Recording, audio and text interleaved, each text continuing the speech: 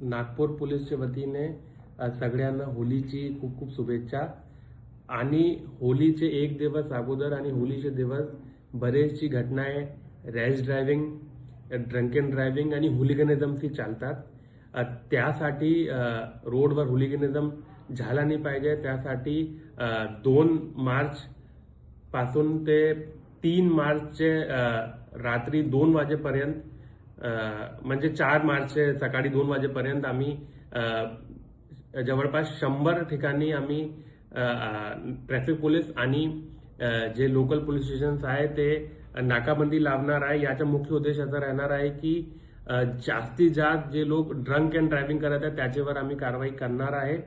आणि जे लोक हुलिगनिझम करत आहे, ट्रिपल सीट ड्रायव्हिंग होलीचे त्योहारामध्ये किंवा rash driving, over speed driving, त्याच्यावर आम्ही कारवाई करणार आहे।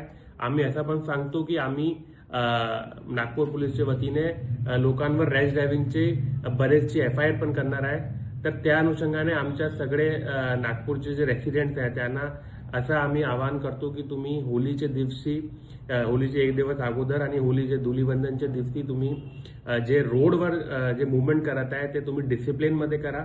हुलिगनिझम चालणार नाही। हुलिगनिझमवर आम्ही कठोर कारवाई करत आहे।